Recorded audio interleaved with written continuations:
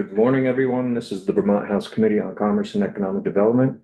It is Friday, April 4th, 2025 at 8:50 in the morning. So we're beginning our day with hearing from our UVM intern. Good morning, Helen. Thank you for joining us.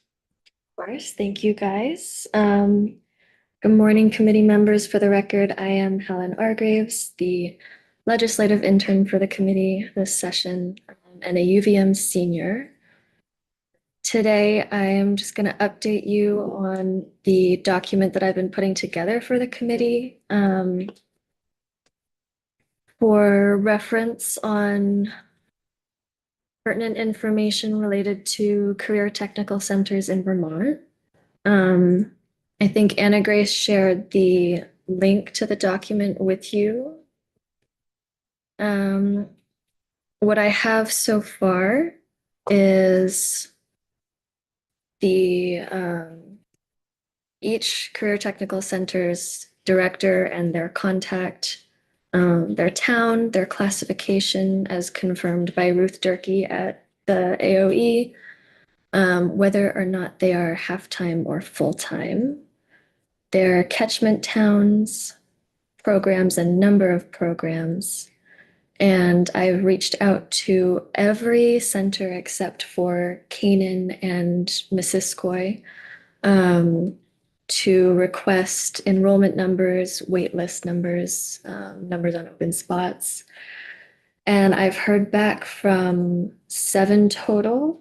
Some have given me rough estimates. Others have given me more exact numbers.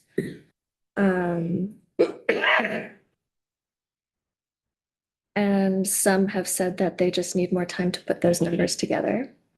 So I'm still waiting to hear from about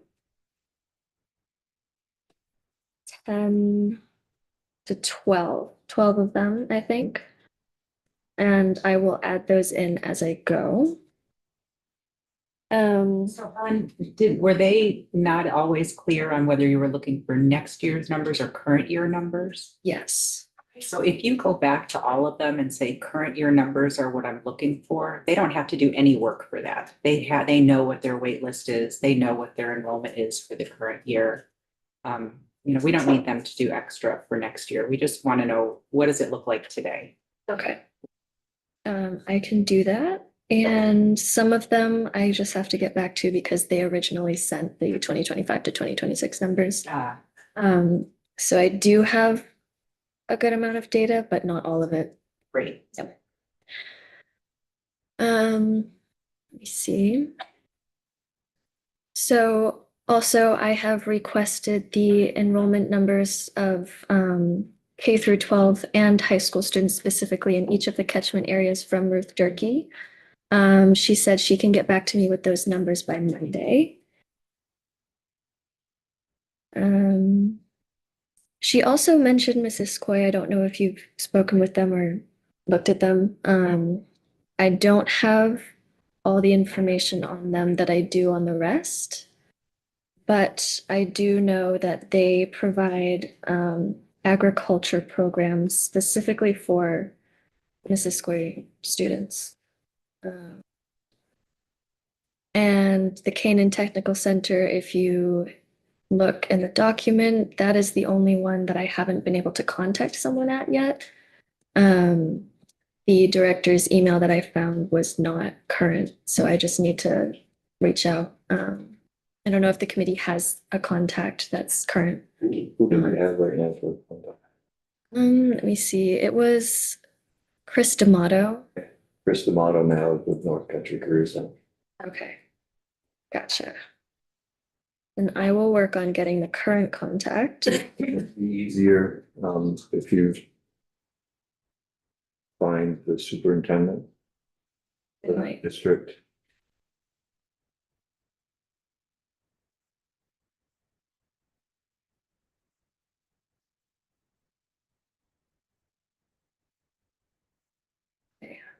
I can do that. And then it was interesting when I reached out to Nicole McTavish at the PAHCC. She said that they are actually working on a spreadsheet covering similar data statewide, and that they've collected some so far. She said she would be happy to meet with you and share what they have, or discuss it further. And she wanted me to pass that along. And beyond that, just some notes on the data provided. I did actually request from each technical center the catchment area enrollment numbers on the off chance that they had them. Some of them did have them easily accessible, others did not. So there's a couple in there, but most of those should come from Ruth on Monday. Enrollment, according to some, is generally dependent on whether or not they're able to fully staff programs each year. Stafford in particular mentioned that it depends really on whether or not students start their senior year.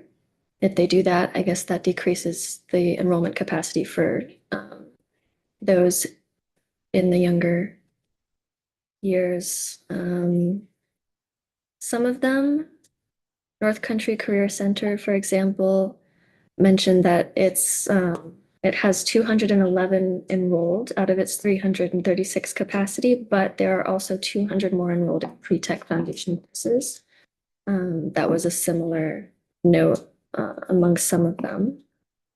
Yeah, I was wondering if they were gonna give you the pre-tech numbers as well. Not all of them have, but a couple of them had mentioned them.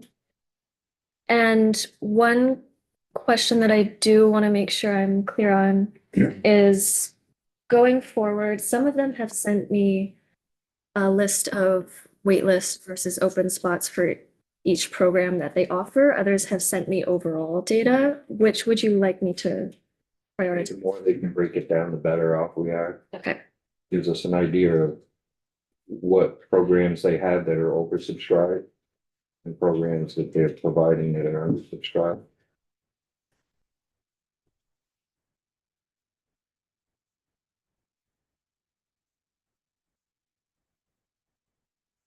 I will add that with the clarification on the 2024 to 2025 year. And the ones that aren't providing me like the pre-tech, Ask for that as ask well. for that too, yeah, I think that's good information for us to have. Gives us an idea of what's coming up, possibly for 11 people. Makes sense. Okay, and then for use of the document, I made it so that if you click on the title of each column, it'll give you the choice sort A to Z, sort Z to A. That way, if you wanted to look at each by ascending number of programs or descending number of programs, you can do that. You can look at each CTE center alphabetically, or by whether or not they're half-time or full-time, just for easy digestion. And I believe that is all that I have to present to you today. I'm happy to take questions on any of the information that's in there or anything else that you'd like me to collect.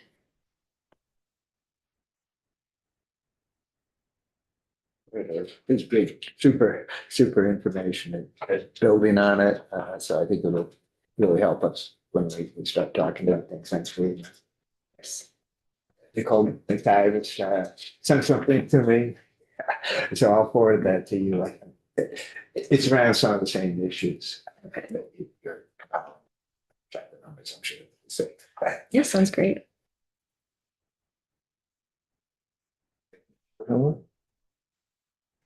Thank you. I mean, the information you're gathering is really good. Yeah. Appreciate your help on this. on the spreadsheet. Yeah. That she had it, I believe it's concrete, Right. usable, cross-reference. It's Yeah, it puts it very digestible. Okay, Good Great. stuff. I'm glad to hear it.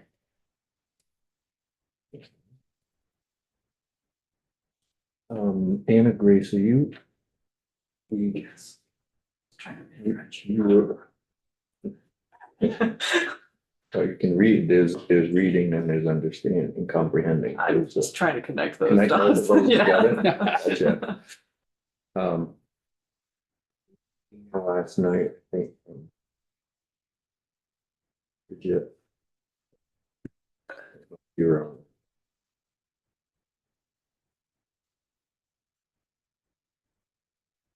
And she was not. She wasn't on. It's so. Beth. And Bridget Burkhardt worked on some language.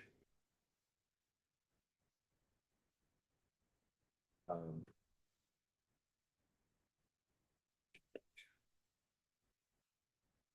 I think we're done with you, Helen. Thank you. I think you can get out of the hot seat. I was debating in my head. I'm glad you got this. Are you always welcome to sit there too or not? Yeah.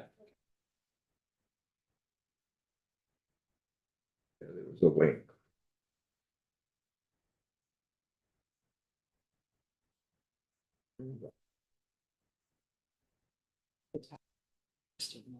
Different, Is that the same one?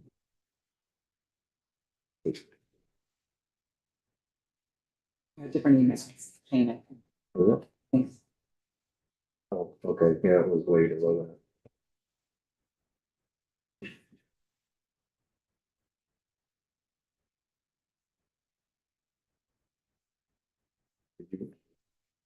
You must have went through- I'm trying to answer it right now. So the last one is, that's Elizabeth's Yeah. name. You can stay online, I just have to find that. Okay. Which is from page 22. Was it from Beth? Yeah, 8:30.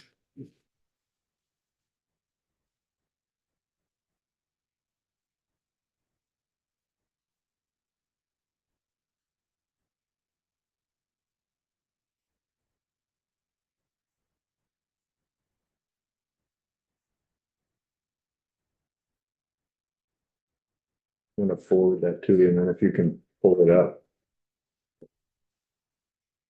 So the committee can take a look at it, just so you know.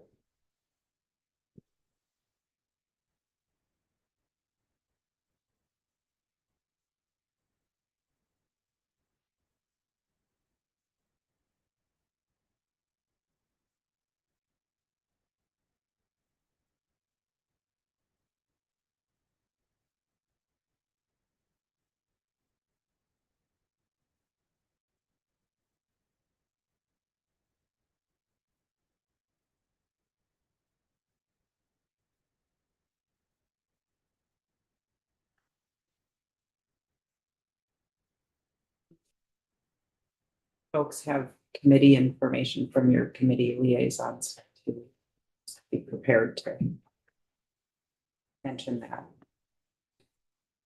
Who does healthcare? So this. The credit.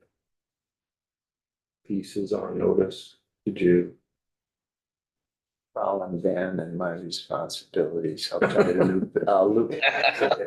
I'll send a note a little bit. I'll check it out and. Early on, when that first came up, I mentioned to the chair that we might want to take a look at that. Okay, did you get back? Well, that was early, but I didn't Okay. hear anything since, and probably she forgot. I can touch base with you. Yeah, I think What was the issue that, it's just the whole credit issue or? Well, it's forgiving Yes, the credit. and what was, I'm too ignorant on this, but I think I understand the general scope of the bill, but what was our interest in it? Well, it's debt collection. Yeah. And buying the debt, purchasing the debt. That's what the Got it. treasurer brought Yes. forward Yeah, earlier. I understand that Yeah. general scope and, should I say anything in particular in terms of our interest or? Well, take a look at it. I don't know that we really even need to take a look at it, but it's always good to have an eye on it. But Let me do my homework a little better than I've been doing. And maybe I'll chat a little more once I know a little bit more about the bill. Sounds good. That's not this week. Sorry about that. Yeah. We're all busy. Okay. So you remember like middle of yesterday afternoon, we started looking at talking with Beth about changes. And I don't think there's really any need to bring her in again today. But just want to scroll that down. To the yellow. But yeah, through the, so the purple is new language. And then the green is language that we had added. The purple is what Representative Burkhart added. And I think we were talking about just putting a period on line 15 after education. Yeah. But I think the way this reads now, we want that in there. Yeah, I'm gonna push for a period after the word coursework because personalized learning plans are required for all Yeah, students. I know. I was thinking the So- same thing because it's not. But we want to provide opportunity for more integration for students to have career tech ed and traditional high school coursework. Yes. Yeah, because all students should be, Opportunity. yeah.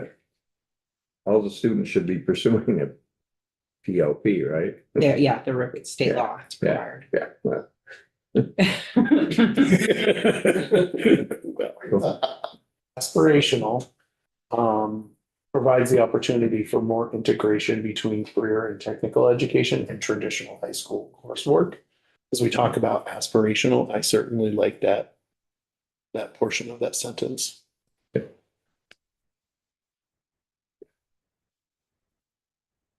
So is everybody good? We'll put a period after coursework and leave it at that. So we're dumping that integration between the career and technical education. No, so it would read and provides the opportunity for more integration between career and technical education and traditional high school coursework, period. Yeah. And not say anything about the personalized learning plans. Everybody is supposed to have them. Yeah. If they have them, they should be pursuing, right? And- Yes. And they should be getting assistance in pursuing that. That would help be the belts and suspenders. I suggest, though, we want to emphasize that people should or students should have the opportunity to do both. So I suggest that we drop the,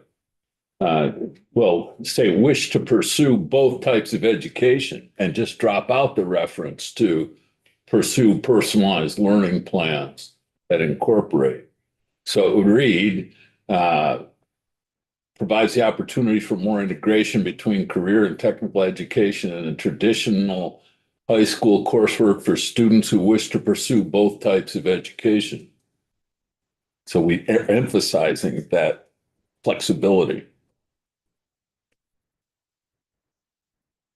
Yeah, I appreciate that personally, but for me, I think so many students don't even know that they want to pursue it. And if we can leave it broader so that it's not just the students that reach out, but it's more of a, like, this is just the way it is and this is normal and you should be able to do both. And rather than have the students say, this is what I want to do, have the schools be more like, this is available to you, right? Like, I don't know. I don't like having, that's just me. I don't like having the student forward piece of it. I think more opportunity for students. Yes, it puts the onus on the system. On the system, not on the student. On this. That's where I was really, that's how I was reading it. And it's intent language. It's goals, like, we just don't want to sound like we don't know.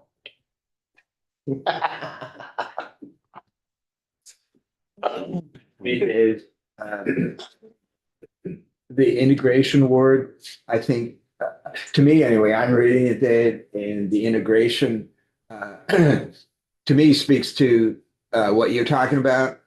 But that's just, that's where I am in terms of, allowing for both. And anyway, I read integration to mean the kinds of things that you were talking. That is quite the run-on sentence. I'm just.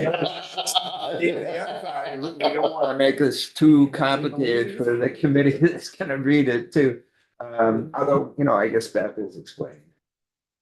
It's irking me that lines 13 and 14 use the term larger in two different ways.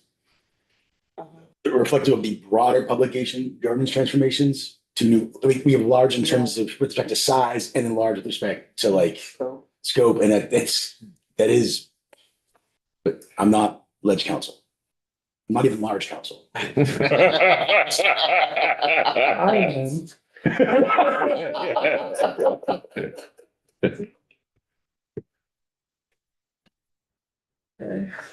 It's Friday. We're making a real goofy sausage. I think I think you have as well. I know. Is it the case that in these, that we make these one sentence per Roman numeral 2, Roman numeral 3, or one clause or something like that? Okay. Should these be two things? I feel like it should be split up because I'm thinking in my mind, if I was reading this off the cuff, I would be saying, what are they talking about? I mean, could the purple be its own, become Roman numeral 3, 3 become 4? Mhm. Does it help us? Does it help legislators? Okay. It's supposed to help the committee on the future of public Yeah. education and the subcommittee. So does this give them the legislative intent to do the work that we're asking them to do? Is it also providing the clarity? Right. The thought is if we want purple to be about education governance, the system, then maybe we want to have them in the same one. If we would like whatever, if we want them to be thinking of 2 at the same time they're thinking about 3, perhaps they could think about purple as an equal partner. So you're thinking like purple would be 3. Yeah, 3 could be 4, it seems like. No, that makes more sense to me. It's not so much of a run-on sentence. I think part of the problem though is that purple is the gray area between the two. Like it is Mhm. dealing with the governance in the great integration, but also with the coursework and opportunity.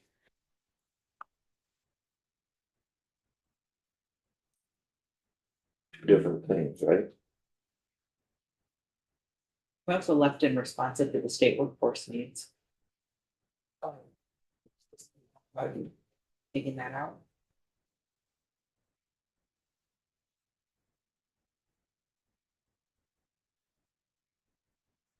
Could you put a colon after act updates cover to career and technical education governance systems, both at the local and state levels, that colon one or whatever, a reflective of larger public education systems, all that stuff, all the yellow stuff. Mhm. And then B, provide the opportunities for more integration between the career. And then I don't know, C would be and C provides update to career tech education funding with foundation formula, just not whatever. Drafting solution. Yeah. Responsive to the students and the state's workforce needs. We want to leave that in so that we're creating a system that's responsive to students and responsive to our workforce as well.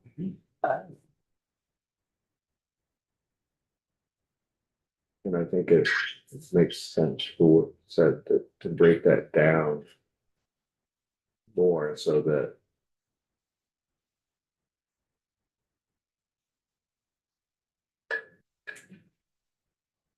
Yeah, Sure, that I think it makes it more clear. yeah. The divisions can add the clarity. Yeah. Yeah, because we get two different thoughts going, or three different thoughts maybe. Yeah. Okay, we can talk to Beth.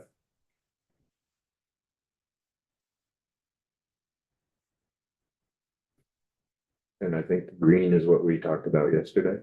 So we all good with that? It's great. Okay.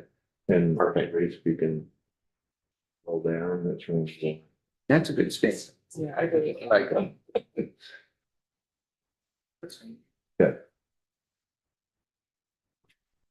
so this was already there. And right here.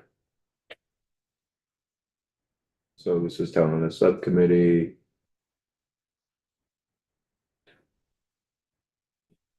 And telling them that they can consult with. Back to. Regarding how to incorporate career and technical education as a proposals. Can you make that be a must? No. Okay. I think what we heard yesterday from Aaron, Oh, yeah. you remember, was that. People that they've put on there. Should be well versed in. CTE, but I think we want to make sure that, I think the more. More CTE that we put into this. That it doesn't get lost. and I think that organization, my sense is they've kind of evolved over the course of the session. They used to be sort of fixed on one, and now. I think they're very representative of all the different types, models. Yeah. And this They're gonna may, get us better spot, I and think. it may, well, it may. May give them more. Ability to be. Part of conversation. Have to be a shall. No. Oh, should. Please. So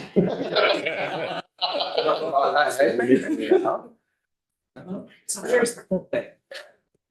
There have been so many pieces of the education community that are pushing for their piece to be the head of this education community system. And we need this to be a system-wide thing that will work for Vermont, to take us from where we are today to where we want to go. And so if every single piece that isn't the whole is pushing for theirs to be up at the top, then we will not get to where we want to go. And you don't want to bludgeon people, so. I can from. I think that, we're saying that this 5-member subcommittee can consult. But it also puts the tech centers at the table where they can monitor and also give their input, even if they're not asked for it. That's sometimes. Yeah. That you do. So I think just by adding them into the mix is really helpful. Yeah. Much better. And that was it. We'll chat with Beth about breaking that subdivision out more. So, everybody good with that? Yeah. Okay. Good.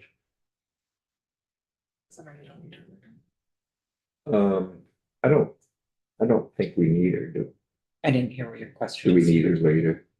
I don't think so. We'll just work with her to break those out.